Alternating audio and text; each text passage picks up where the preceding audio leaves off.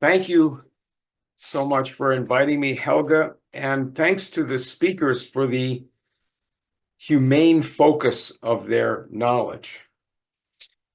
At this fearful turning point, I'm going to read this because I think it's pretty succinct here.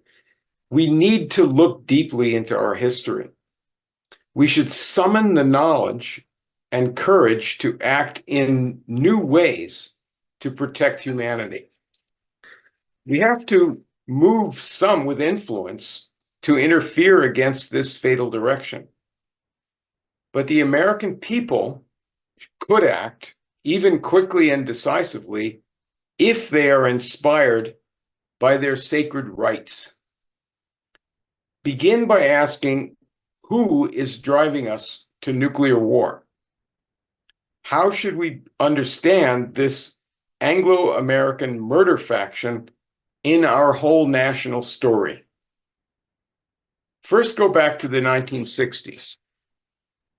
President John Kennedy stood up for our people's future, for high-wage steelmaking jobs against the transatlantic financiers. As an American nationalist, for nuclear power and dams and the space program.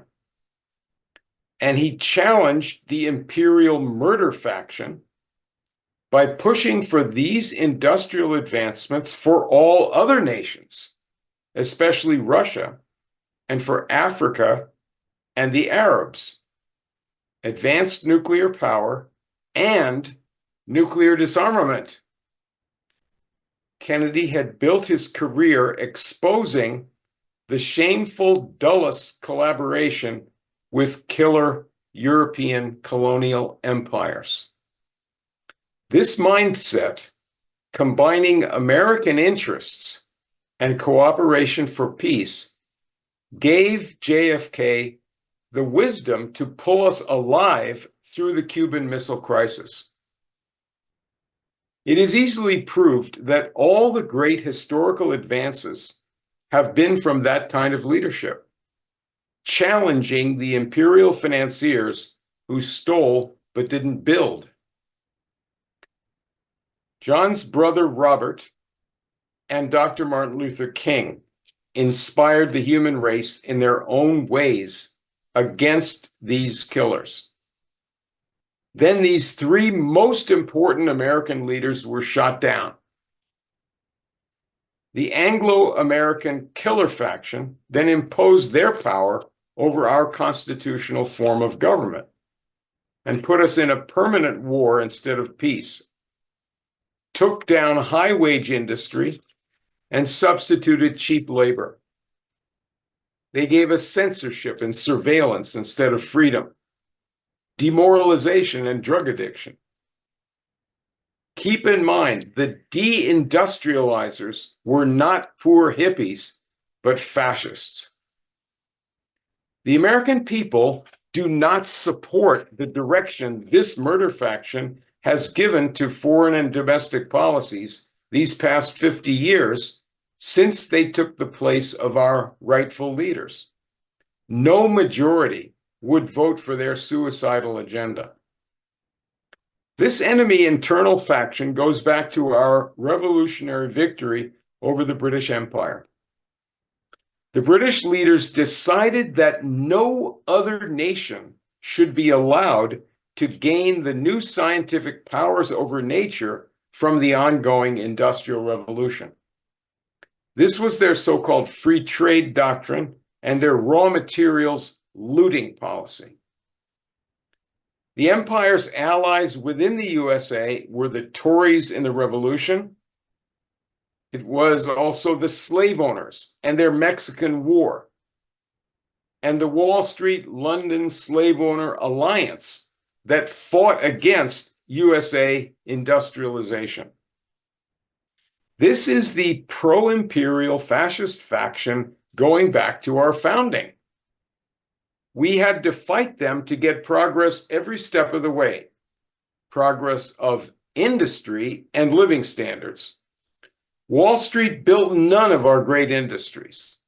Anti-Wall Street nationalists did it. Protective tariffs, government sponsorship of infrastructure, and national guidance of credit to productive enterprise, in partnership with pro-national industrial and technical leaders, built the power of the USA. So, for example, Wall Street built none of our great industries. Anti-Wall Street nationalists built our steel industry. Protective tariffs and government sponsorship of infrastructure, and what I've said, built the power of the USA, and we wanted Russia and China and Japan and Germany to rise as our partners against imperial power. Benjamin Franklin and Lincoln and FDR made this our proud national identity. So, in conclusion, the great secret of history is that today's killer imperialists are the age-old enemy of America's rise. And they now say they will push the world to its doom to stop the rise of Russia, China, Africa, the Mideast, and Latin America. That they have no right to rise, and that America shall have no influence except the threat of destruction. Every senior leader has a vivid memory of when America contributed to our own interests and world civilization. Some surely will be brave enough to bring this sacred memory to the American people, to move them to prompt action in this emergency, action for a better life for their own selves and for others' children. Thank you.